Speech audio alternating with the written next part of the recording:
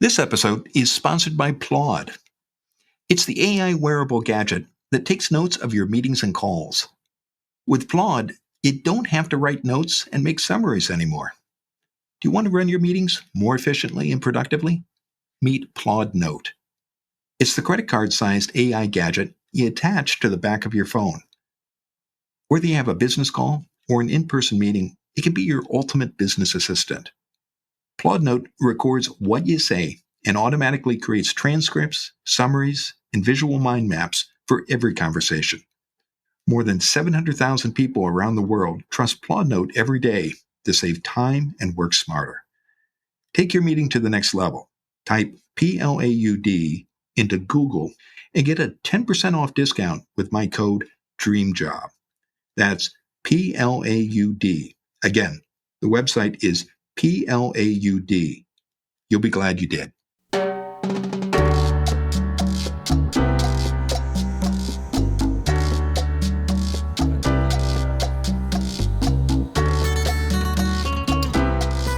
This is Find Your Dream Job, the podcast that helps you get hired, have the career you want, and make a difference in life. I'm your host, Mac Pritchard. I'm also the founder of Mac's List. It's a job board in the Pacific Northwest that helps you find a fulfilling career.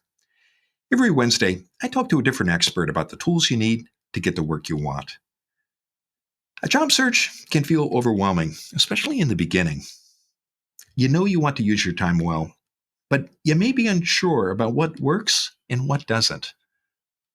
Mher Mardoyan is here to talk about 7 strategies to start your job search. He's a career coach who helps early to mid-level professionals find jobs faster. Mher also hosts the career advice podcast, Crack the Hiring Code, Get Hired. He joins us from the city of St. John's in Canada. Mher, many people start their job search by updating their resume and applying online. Why do candidates do this? Candidates do this because they feel that that's the only way they've been taught, or they've been told to do that. When you are looking for a job, you need to update your resume and you need to apply. But there are things that applying to too many jobs without focus will be something I will tell my clients that it's not a numbers game. You need to be very strategic when you're applying to a job. I heard sometimes people say, I applied to 50 jobs, but I'm not hearing any back. So something is wrong with your resume because your resume is not passing the applicant tracking system. So spraying out your application without strategy will lead to zero response. So instead, apply to fewer jobs, but with more intentions. Focus on roles where your skills align with your skills, because tailored resumes is the best way to move forward to get a response. And the other thing I would say that job seekers are forgetting is the power of networking.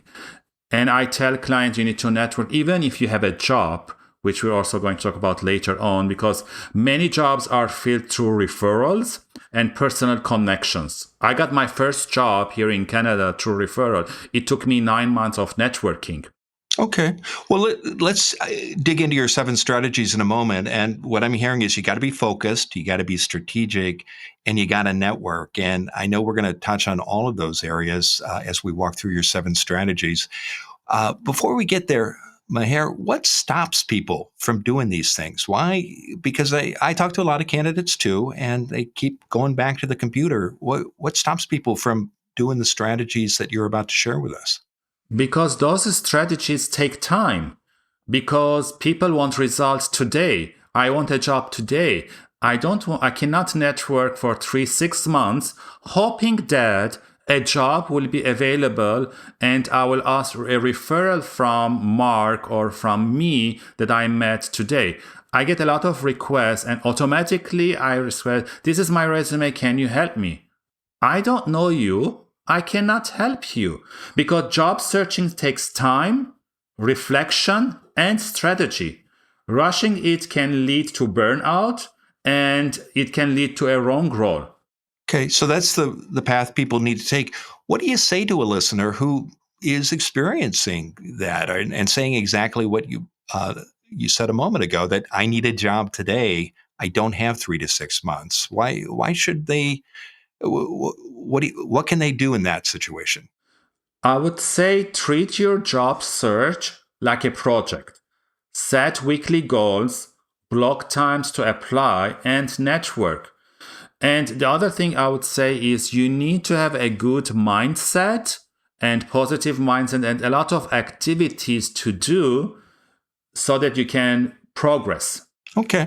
Well, let's talk about your 7 strategies. And what I'd like to do, Mher, is walk through the first 3 in our first segment, and then the remaining 4. So let's talk about your first strategy that you need to do at the start of your search, and that you say is to identify your values. Why is this important when you look for a job? Why do you need to be clear about your values? It's important to know who you are before applying to any jobs because your values should be aligned with the companies that you are applying. You can start by asking questions. What do you feel most proud of? What energizes you at work setting? And you can also ask your friends to identify some of your values, and you can start from there and build why you want to work in a company before applying. How's that going to help you in your job search once you get this feedback from friends and you do this work and you know what your values are? Because when you write down your top values, you are looking for roles in companies that share similar values, and you feel alive in those roles that you're going to apply. Your second strategy, and you touched on this a moment ago, is to keep a positive attitude when you look for work, especially at the start. How does your attitude affect your job search, Mher? Because if you don't have the right mindset, it's easy to burn out or lose confidence. It's important to know that job search is often a marathon and not a sprint. So, how do you keep a positive attitude? Because, we've all looked for work and we've all heard no a lot, and we experience disappointment, especially when we think we're about to get an offer and we don't. How do you recommend people stay positive? I tell my client or the people I'm helping is you need to have a structure. You need to have a routine. Write it down on a piece of paper or in your Google Calendar or on your phone. Set daily goals. Take regular breaks. You don't have to be in front of the computer 24/7. You can go out. It's okay to take a day off. And other thing is that stay physically active and engage in hobbies and volunteering because it's important to have that positive mindset and surround yourself with people who can uplift you, and also consider journaling your progress to stay grounded and optimistic. The third of your 7 strategies that you encourage candidates to adopt at the start of a job search is to tell your story. Why does storytelling matter when you look for work, Mher? Because when you meet people, Mark, you will not remember sometimes their names or how they look like, but you will remember their stories. Because at the end of the day, your story is your brand, and you can bring your experiences to life, and you can make it memorable and show that you have grown from your mistakes or you've grown over a period of time. So we've all had full, rich lives. How do you recommend crafting and telling your professional story when you're getting ready to share that with hiring managers and people you meet in informational interviews? You can do that by mapping up your career journey, including pivotal moments, lesson learned, and achievement, and using the STAR method, situation, task, action, result, to structure examples during interviews and always ties them back to what the employer is looking for. And how does that help you? You mentioned that stories stick. What are the other benefits of telling your career story when you're doing a job search? It helps you in terms of being memorized, and it helps you distinguish yourselves from others who are applying to similar jobs. Your stories, your experiences, and your achievements, when you're telling your story, will make you unique and distinguish yourself from others. And in your experience, what else can people do to make their professional story compelling? What have you seen people do that makes them really stand out and make those stories sticky? I would say don't make it personal and don't be afraid to vulnerable in your answers and don't be so much structures because we always practice your answers because it's important to know that, but it's also it's okay to be vulnerable when you're answering them. That's how you're being authentic in your answers. What's off limits? What are examples of oversharing that you might avoid? I would say don't badmouth your previous bosses or avoid, especially nowadays, I would say avoid political or any religious topics because you don't know who the other person, how can they perceive it. Well, terrific. We're going to take a break. Stay with us. When we return, we'll dig into the 4 remaining job search strategies that our guest today recommends you adopt at the start of your job search.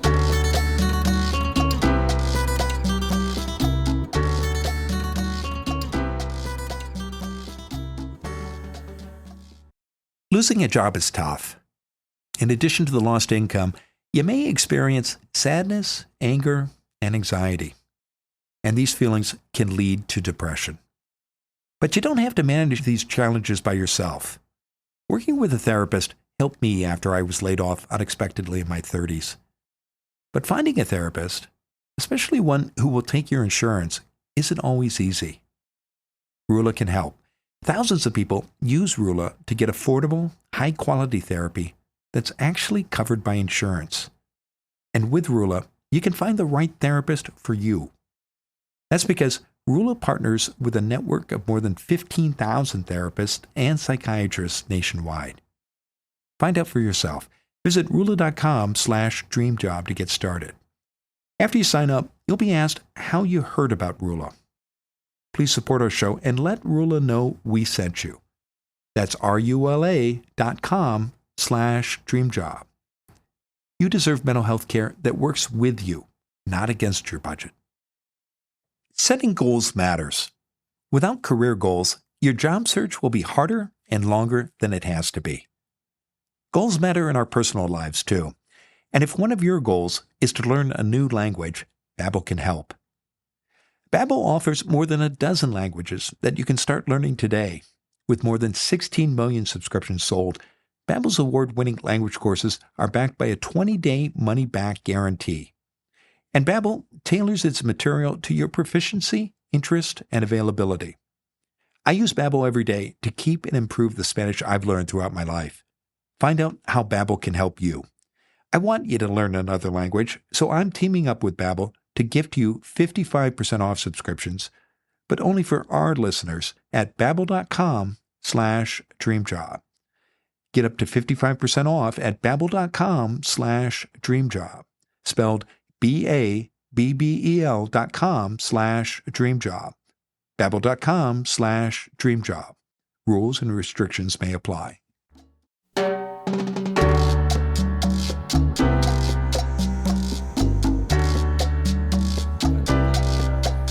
We're back in the Max List studio. I'm talking with Mher Mardoyan. He's a career coach who helps early to mid-level professionals find jobs faster. Mher also hosts the career advice podcast, Cracking the Hiring Code, Get Hired. He joins us from the city of St. John's in Canada. Mher, before our break, we were talking about your 7 strategies to start your job search, and we walked through the first 3 on your list. I want to go through the next 4, and number 4 of your 7 is to optimize your LinkedIn page. Why is this important? It's very important because as you, job seeker, you research companies will also research you. When I'm helping clients, I always tell them, okay, let's check your LinkedIn profile. If it's not optimized, if there's no good picture or a banner or your about section or achievement or recommendation or skill set, you're like a ghost because LinkedIn is your digital resume. It's your digital presence online. And I always tell them before applying to any job, let's fix your LinkedIn account first before we move forward in applying or even doing anything with your job. You just rattled off 6 or 7 steps everybody should take to optimize their LinkedIn page. Is there one thing you see people leave out that just drives you crazy as a career coach that you want to draw attention to? I would say your banner and your about section. And say more about that. What do you have in mind? What makes you think, oh, that's a lost opportunity? Your banner is your billboard. And think of LinkedIn as your website. Do you want your website to have empty spaces? No, you want every possible area to be filled. So make sure that your banner has a quotation or something related to your job.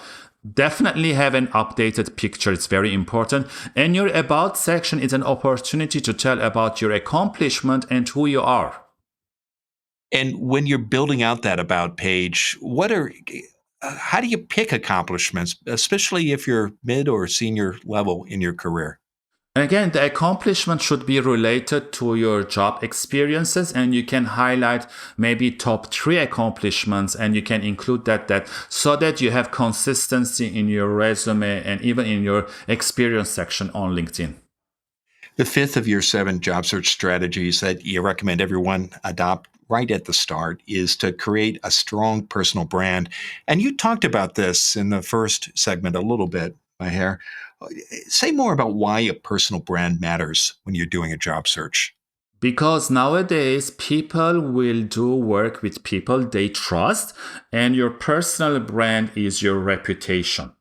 And we know that a strong personal brand builds trust and makes you stand out in the crowded market that we are seeing these days. And you can start this, again, it's related to the first point, is once you know your values and once you know what makes you different, you can start talking about those points in your personal brand and make yourself distinguished from others. How do you do that, Mher, especially in a way that's going to make you stand out to hiring managers? How do you create that personal brand and continue to add to it? Your personal brand, you can start doing it by finding your niche.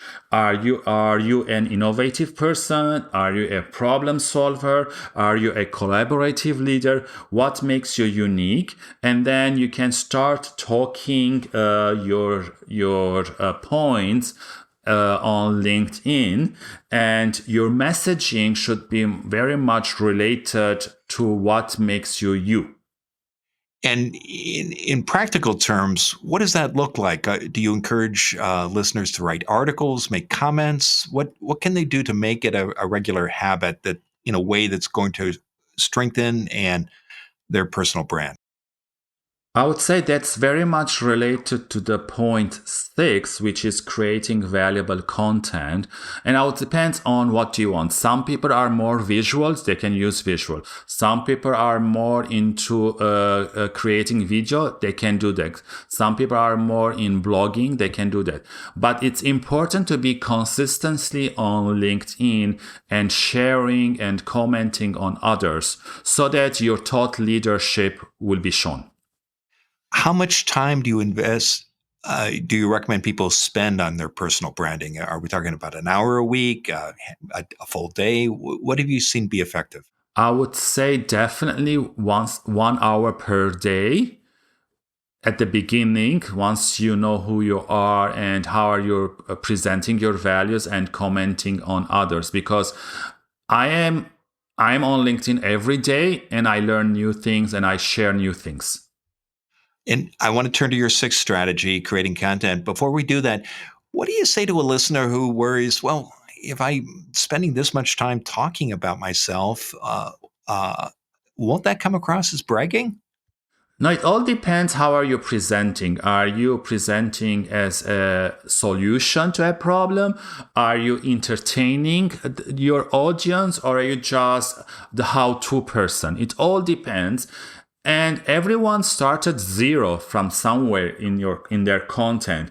It will take time sometimes to make a plan.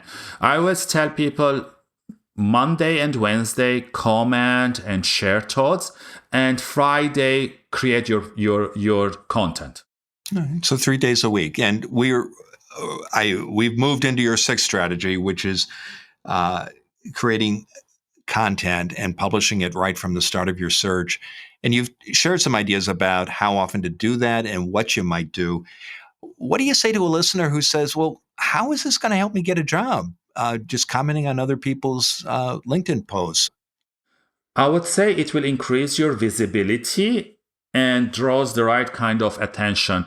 I have heard stories from people that they've been liking this company and they're sharing their company's content on LinkedIn, commenting and sharing their thoughts, that it got the attention of a recruiter, that they reach out to this person and offer them a job because they felt that their values was very much aligned with the company values. LinkedIn is a vast place. How do you, whether you're commenting on LinkedIn or doing your content creation elsewhere on the internet, how do you do this in a way that is strategic, that's going to support your job search and help you get the job you want? I would say start small. Comment on articles or things that you are very much that aligns with you and you're passionate about. Maybe summarize an article and post then the link. But I would say the key is consistency and being authentic. Your seventh strategy that you recommend people follow it from the start of their search is to build relationships.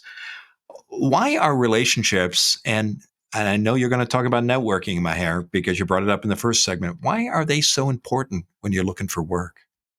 Because people will help people that they trust and they have built relationship. I always give the example of when you go to a bank, you open an account, you invest in the account. You don't withdraw from day one.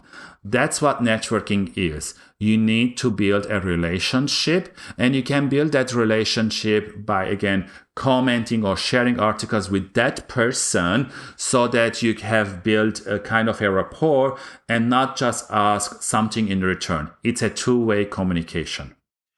What kind of in-person networking do you recommend? It all depends where you live and what kind of relationship you want. I believe that during COVID time, a lot of relationships were done online, and still that's happening. But a lot of times in-person events are coming back. And I would suggest go to those events, have in mindset that you need to build 3 new contacts, and you're going to ask about them, not about you in those first initial conversation, and then follow up with them on LinkedIn. Why is it useful to ask about other people rather than talking about what you want and the job you're chasing? Because people like to talk about themselves and they want to show their achievements and what they can bring. So you need to be a good listener at the beginning. And relationships, as I said, it takes time. And after you've built that, and after you have built that rapport, you can ask something in return.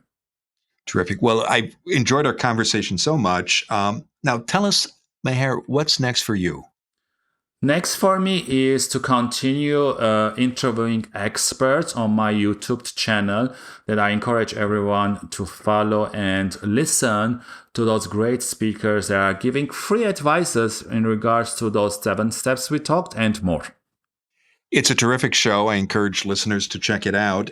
We'll be sure to include a link to your YouTube channel in the show notes. And I know you also invite our audience to connect with you on LinkedIn. When you do reach out to Mher, please mention that you heard him on Find Your Dream Job. Now, Mher, given all the great advice you've shared today, what's the one thing you want a listener to remember about your 7 strategies to start your job search? I want them to remember a new word, and the new word is CAN, C-A-N, and which stands for connection, action, and nurture. Because you need to build relationships even if you have a job now, because in today's fast growing market, we don't know what's going to happen tomorrow. So networking, it's not just about exchanging business ideas or being on LinkedIn. It's about connection that can lead to collaboration and growth.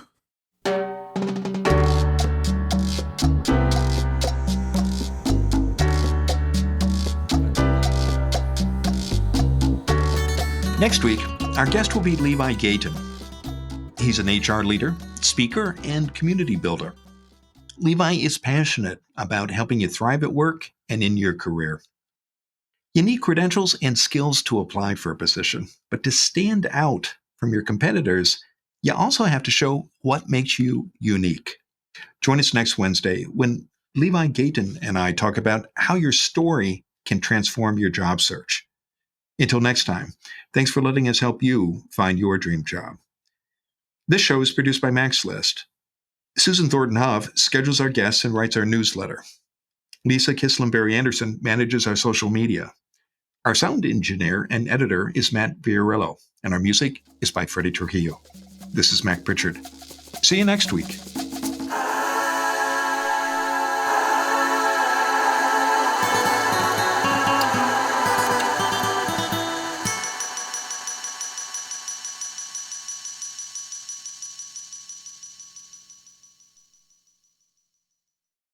If you want to stand out from your competitors, you can't rely on your qualifications alone. You also need to be an adaptable leader, a strategic thinker, and a connector across industries and communities. Join me, Mac Pritchard, and the MaxList team on Thursday, September 11th at the Portland campus of Willamette University. We'll be talking about the leadership skills you need to succeed in Oregon's tough job market. This in-person only event in Portland, Oregon is hosted by MaxList and Willamette University's Atkinson Graduate School of Management. You'll hear from a panel of top leaders in business and technology who make hiring decisions. You'll also have time to network with other professionals, employers, and job seekers. Early bird tickets are $15 through August 28th. Space is limited. Reserve your seat now at maxlist.org/September event.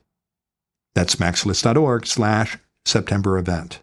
Again, maxlist.org/September event. See you there.